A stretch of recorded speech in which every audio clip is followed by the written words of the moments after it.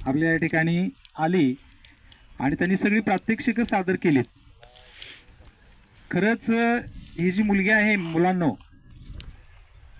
हिच्या बहिणी हिचे भाऊ आपल्या शाळेमध्ये पूर्वी शिकायला होते, त्यांच्याबरोबर कधीतरी यायची शाळेला. तेव्हापासून ही आहे. पण मला कौतुक करावं असं वाटतं तुझं, म्हणजे खरंच कौतुकानं. म्हणजे तू नसशील आमच्या शाळेमध्ये, तुझी बहीण आयेशा किंवा सानिया वगैरे, आणि सगळ्यात तुमच्याही अगोदर तुझे आजोबा, ते आता हयात नाही आहेत, पण ते आजोबा तुझे यायचे.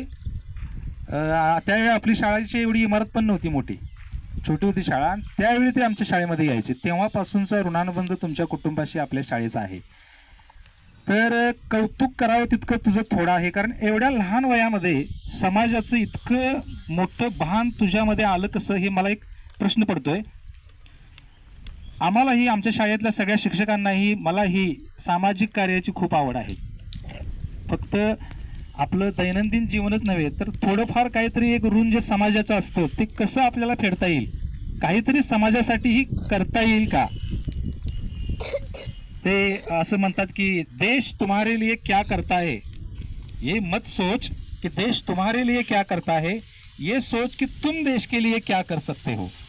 तर तसं हे तुझं कार्य आहे आणि एवढ्या लहान वयापासून आहे हे. आणि आता जी टीम तुमची सगळी तयार होत गेली, मला वाटतं त्या सगळ्यांना सुद्धा तुझ्यामुळं एक प्रेरणा मिळत असणार आहे, बरोबर ना. आणि नक्कीच आमच्या मुलांनाही ती प्रेरणा मिळावी बरं का. माझ्या डोक्यामध्ये हा एक हेतू होता की आपल्यातलीच एक मुलगी कशी पुढे जाते. आज दुबई सारख्या देशाच्या मार्फत तुला आयर्न लेडी नावाचा पुरस्कार मिळतो. मुलांनो, ऐकलं का रे? आयर्न लेडी म्हणजे एक कणखर मुलगी, एक स्ट्रॉंग मुलगी, असा पुरस्कार तिला मिळतो एवढ्या लहान वयामध्ये. तुझ्या कर्तृत्वाची उंची ही खूप मोठी आहे आणि तुझ्यापासून आमची मुलं अशीच प्रेरणा घेऊ देत. दुसरी गोष्ट अशी की खरोखरीच आजकाल जर बघितलं तर मोबाईलमध्ये मुलांनी जे डोकं घातलेलं आहे आणि त्यामुळे गेम्स ह्या मैदानावर असतात ही मुलं विसरलेली आहेत. त्या मोबाईलमध्ये असतात हेच त्यांना आता माहिती आहे. भविष्यामध्ये मैदानावरच्या वस्तूंची पण नावं त्यांना लक्षात राहतात का नाही माहीत नाही.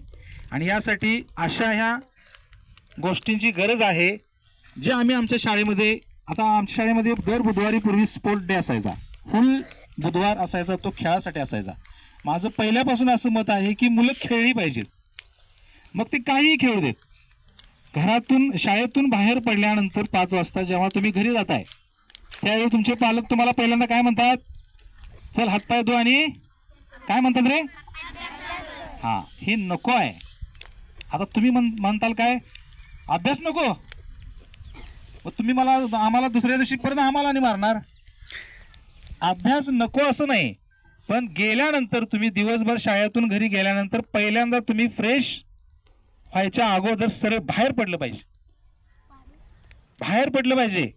गल्लीत गेलं पाहिजे, गावात गेलं पाहिजे, फिरलं पाहिजे, खेळलं पाहिजे, काही खेळा, आणि खेळून आल्यानंतर मग फ्रेश होऊन अभ्यास केला.